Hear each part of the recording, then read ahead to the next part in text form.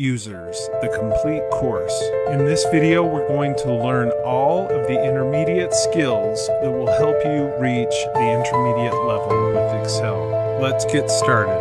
So in the previous video, Excel for Beginners, the complete course, we created this spreadsheet, which is an employee list. It's got information about hourly wage, taxable income, etc. If you haven't watched Excel for Beginners, the complete course, I highly recommend that you do that. But for now, let's take our skills to the next level. In this first segment of Excel for Intermediate Users, the complete course, we're going to learn how to maintain a large worksheet or spreadsheet in Microsoft Excel. So you can see my employee list is getting pretty long, and as the company grows, it's just going to get longer and longer. The bigger this spreadsheet gets, the more rows of data and maybe perhaps even the more columns of data that I add to this spreadsheet, the harder it could be for me to really understand the data and digest it. So let's look at some tools that can help us to focus in exactly on the data that we want to see. The first tool that we have for this is the zoom options. And as you can see, right now I'm on the Home tab, Home ribbon, but if I switch to the View tab, there's a Zoom group, and in that group I have three options at least to look at. So I'm going to click on Zoom. Right now I'm zoomed to 100% magnification, but I could easily switch to 200% magnification. If I do that and click OK, the data looks much bigger. Now the data itself hasn't changed. I haven't changed the font size here. All I've done is I've zoomed in, just like using a zoom on a camera. Switching back to the View tab, I want you to see that there are other options on that zoom button. I can switch to 75% magnification or 50.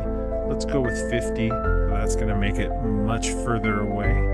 There's also some custom zoom options. So if I choose custom zoom, I can set the magnification, let's say at 350%. I tap enter on the keyboard or click OK, and that custom zoom is activated.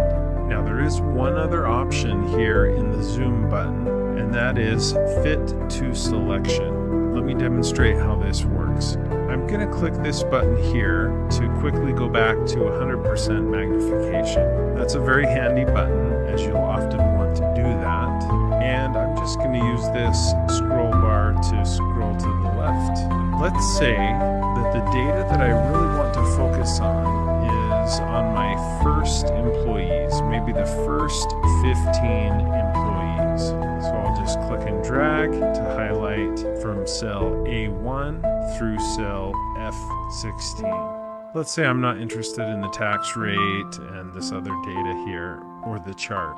So just with this range selected, I can now click on that zoom button and choose Fit Selection. Click OK.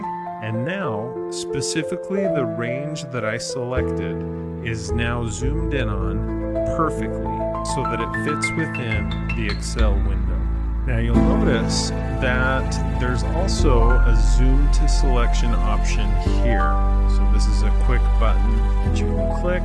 So that way, instead of clicking here on zoom and choosing fit selection, you can just click this quick button.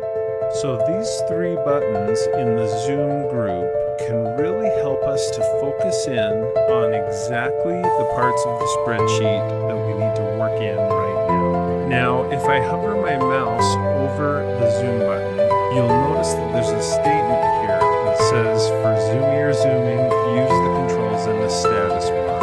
So what is that referring to? It's referring to this zoom here. So if I just need to quickly zoom in or zoom out, this may be a quicker way to do that. I can just go down here, click and drag that bar to the right or to the left to quickly zoom in or out. You can also simply click and it will jump to that point of zoom. You can click the plus sign and the minus sign as well. And if you click on the zoom percentage here in the lower right, you can change it quickly to something else, and it's put into effect. For now, I'm going to switch back to 100% zoom, and let's look now at another tool that we have to help us look at specific parts of a spreadsheet or worksheet when we're trying to maintain a large worksheet. And what I want to show you is called Split. Now, if you don't see Split on your View ribbon, when you click on the View tab, here in this area, what you need to do is go up to the Quick Access toolbar and click this button to customize it. You can also right-click to customize the Quick Access toolbar. Either way, you want to get to this point where it says More Commands, and I'm going to go up here, switch it from Popular Commands to All Commands, and then I'll browse down until I find Split. Okay, there it is, Split Window. I'm going to select it and then click Add, and that will add the Split Window tool to my Quick Access toolbar. It is also possible to customize the ribbon itself. So if I choose the same exact command, Split Window, there it is, I could add it to a custom group. So for example, I could just click here on New Group, Custom, and I'll rename that, and I'll just call it Split. Click OK. So now I've got a custom group, and I'll add Split Window to that Split custom group. I'll just click the Add button. Now it's added there. I'll click OK. And now on my View tab, View ribbon, there's my custom group, Split, and the Split Window option. Okay, now that I've got this tool, what does it do? Why would I want to use Split Window? Let's say I'm trying to compare the hours worked by our employees that were hired first and compare their hours worked to those who were more recently hired. It might be hard to do that. I might have to keep browsing down the spreadsheet and then back up. So instead, I'm going to split the window. I'm just going to click here on row 16 for this employee, Nestor. With row 16 highlighted, I can click on that split button, and look what it's done. Excel has added a horizontal line above the row that I had selected. If you look to the right, you can see that now I have two scroll bars. One for everything above that horizontal line, and one for everything below that horizontal line. So I can use that scroll bar to scroll down. I can use this one to scroll down as well. And so this way, I could very easily look at the bottom of my spreadsheet and the top of the spreadsheet at the same time. Now, what if I regret where I put that split window line? Well, that's not a problem. I can just put my mouse over it, click and hold the click, and then drag the line up or down, and it's moved. Now, there are spreadsheets and situations in which you might want to split the window, not with a horizontal line, but with a vertical line. What if I have 15, 20, 30 different columns of data, and they're obviously not all visible here in my spreadsheet all at once? Yes, I could zoom out or do some other techniques to look at that data. I could scroll a lot, but sometimes it's just better to put in a split windows vertical line. So let's look at that. First, I'm going to go up here to the split window group that I created, this custom group, and I'm going to click this button. It's a toggle button, so clicking it removes the split windows line that I had added. Next, I'm going to go to column F, and I'll just click on F, and then I'll click on my split button again, and Excel adds a vertical line to the left of the column that I had selected. Here it is, and now I can scroll here at the right and here at the left. Once again, if I want to move the line, I can. Just put my mouse right on it and then click and drag to move the line. If I want to get rid of the split window line completely, yes, I can click this toggle button, but there's also an easier way. If you just double click on a split window line, it will disappear. Now, some of you may be thinking, well, what if I want to split the window vertically and horizontally at the same time? Is that possible?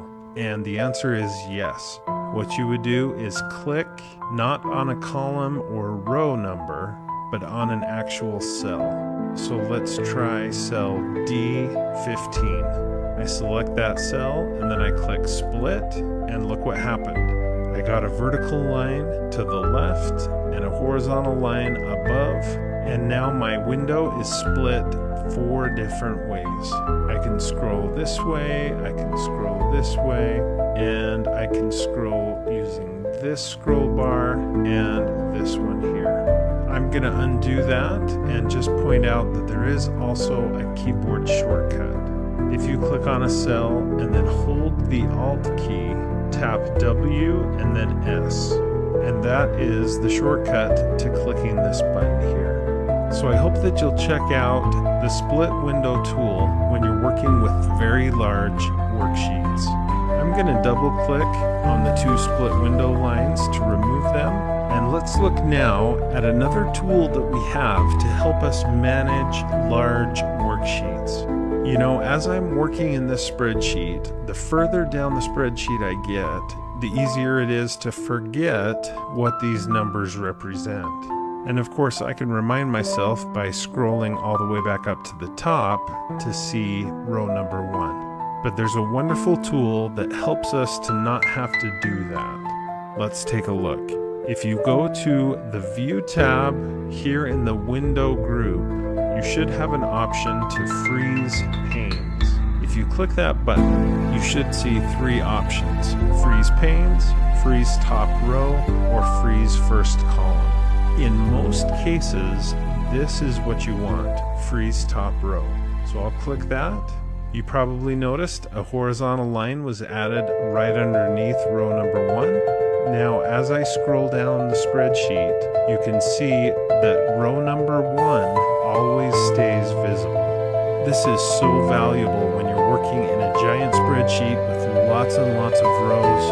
You're going to want to be able to see what that top row is, if it has column headings or titles that you want to be able to see. You can do a similar thing with the first column. So now, as I scroll to the right, or if I tab over to the right, I can always see which employee ID I'm working with. Now, in this case, it would be much more useful to be able to see the employee name, not just the number. The first thing I'm going to do is unfreeze the panes that I currently had frozen. And then there's a couple of different ways that I could freeze columns A and B so that I can always see the name of the employees. I could select column C, the entire column, and then click freeze panes, and now everything to the left of the column I selected is frozen. It doesn't matter how far over I tab, I'll be able to see the employee ID number and name. I'm going to unfreeze that because what I'd really love is a combination of the two. I want row number 1 to be frozen, and I want columns A and B to be frozen. To do that, I'm going to click here on cell C2. With that selected, I'm going to click freeze panes, and take a look. Row number 1 is always visible, and columns A and B are always visible also. I hope you can see how useful that is. So far in this segment of Excel for Intermediate Users, the complete course, we've looked at how to zoom to be able to see the data that we're most interested in. We've looked at how to split windows, again, to help us see what we want to see. And we've looked at how to freeze and unfreeze panes. Please keep in mind that each of these techniques, each of these tools, does nothing to change the actual data. No changes were made to the data itself. All we did is we changed how we see that data. Next, though, we are going to look at some techniques and tools that do change the nature of the data or the workbook and worksheets that we're working with. Let's start with how to add, name, and reorder worksheets. And keep in mind that worksheet is a synonym of spreadsheet. And you'll notice here in the lower left corner, I have right now 3 worksheets or spreadsheets, or sometimes they're just called sheets. Here's sheet 1, here's sheet 2, which is completely blank. Here's sheet 3, also completely blank. When you're working in Excel, sometimes you may just see just one sheet. Other times, there will be multiple sheets. If you'd like to add more sheets into your workbook, you can just click this button here to get a new sheet, and a new sheet is added. And I could just click this button as many times as I want to, each time getting a new sheet. Now I want to just emphasize how powerful this is. In Excel, you can hold a vast amount of information on just one worksheet or spreadsheet. But imagine having 2 sheets, 3 sheets, 6 sheets.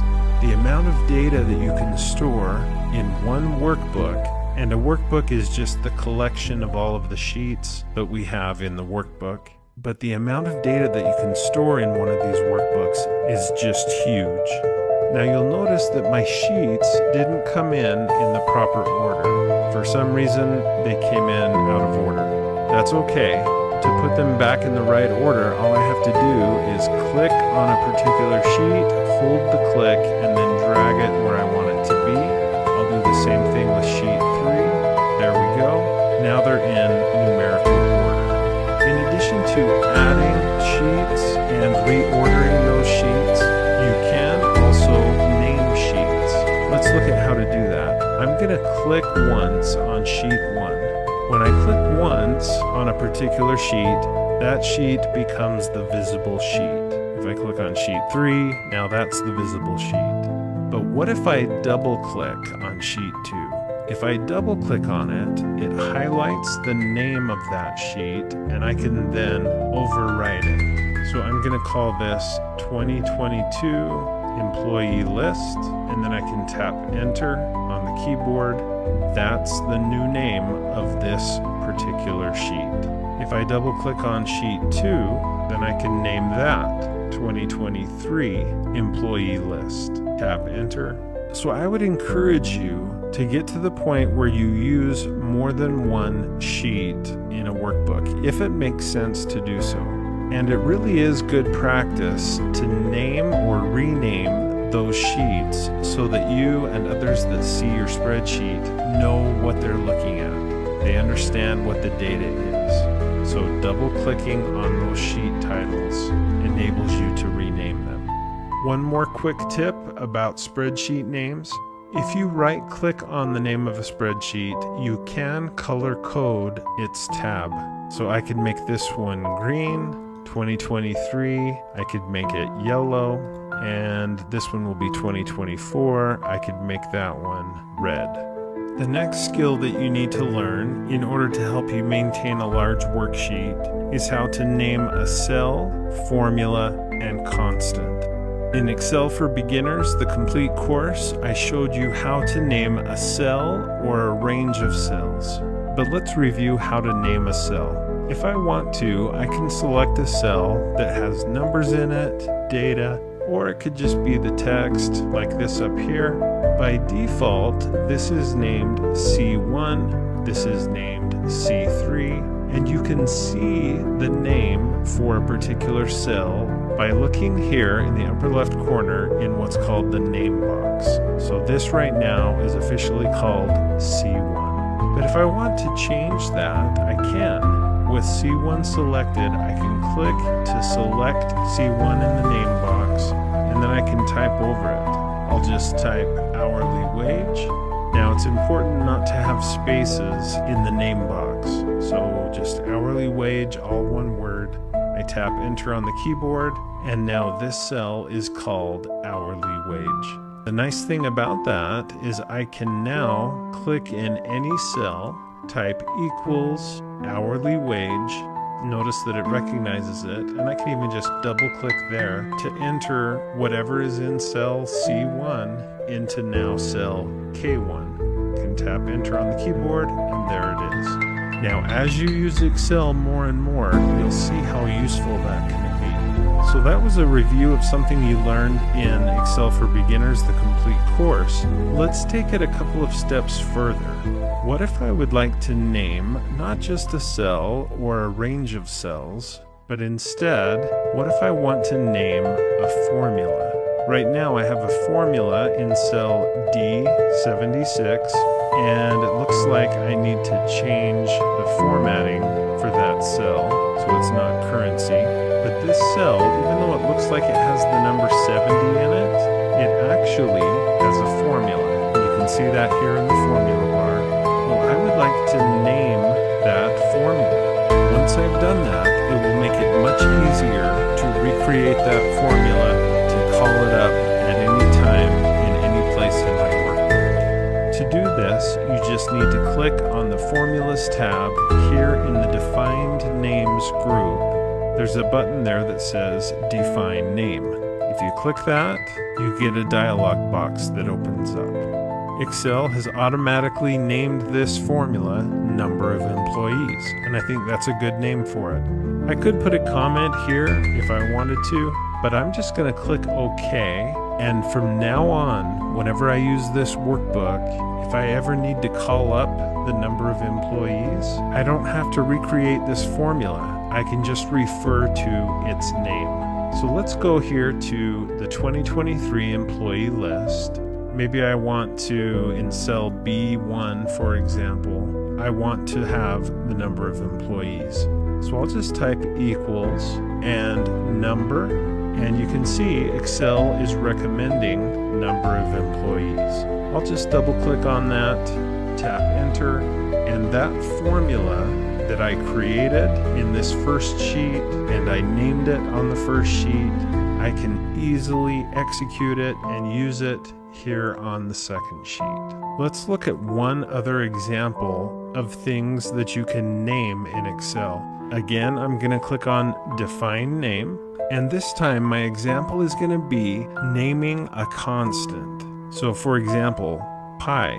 Pi is a constant, 3.14, and on and on and on. Next, Excel wants to know what's the scope of this named constant that I'm going to add.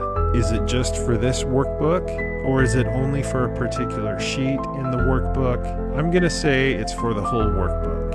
Again, I could put a comment in if I wanted to.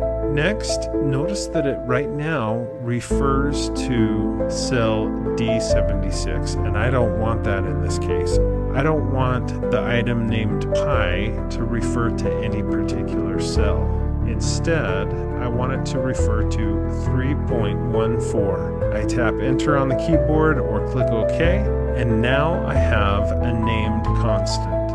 I can go to any sheet in this workbook, click on any cell, and type equals pi, and notice that there is a function already set up for that comes with Excel, but now there's also a named constant that I created. And I could double click on that, tap enter on the keyboard, and the constant is put into my spreadsheet. Now you can also define names for other types of constants.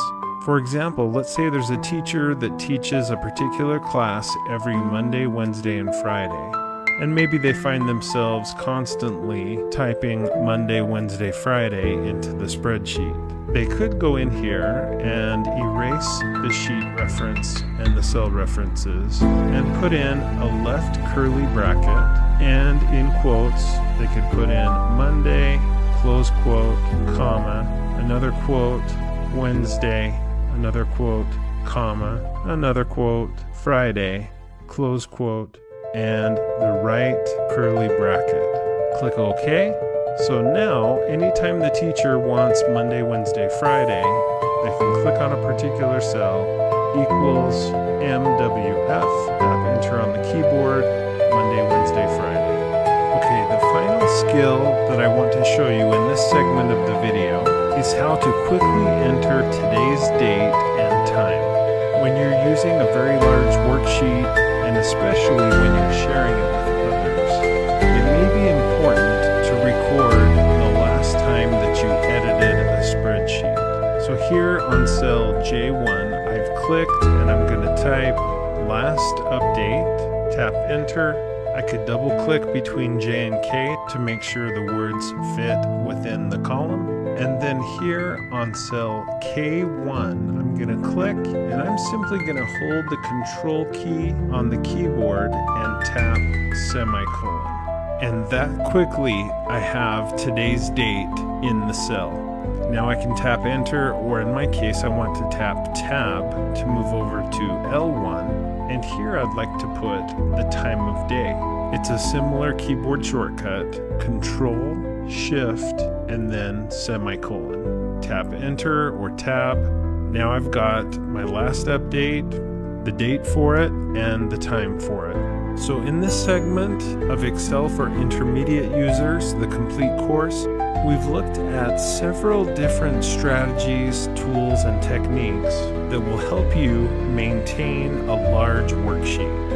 In this next segment of Excel for Intermediate Users, the complete course, we're going to focus on working with multiple worksheets. Let's begin. In the previous segment, I showed you how to switch between sheets in your workbook simply by clicking here on the tab for the sheet that you want to go to. In this segment, though, I want to also show you some keyboard shortcuts that make it even easier to switch between sheets. So here I am on the 2022 employee list sheet. If I want to move to the 2023 employee list sheet, all I have to do is hold the control key and tap the page down button. And then to go back, control page up. So if you have a page up, page down button, you can try that.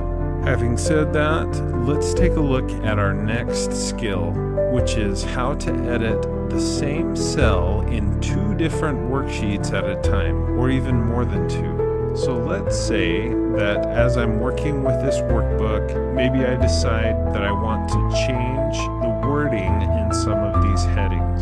I could certainly click here on E1, for example, and change it from taxable income to simply income, tap enter, but then I would have to do the same thing here on the 2023 employee list and any other sheet that has the same information. Of course, right now, they don't really have that information, but imagine that they do. So I'm going to undo this with Control Z, and I'll show you a faster way to edit the same cell on multiple spreadsheets. The trick is you go down here to the sheet name and tab, click on it, and then hold the shift key and select the sheet the furthest to the right that you want to include. So maybe I want to include all of these sheets up to sheet 5. Now I can release the shift button. Right now I have 1, 2, 3, 4, 5 sheets selected. Now I'll go up to E1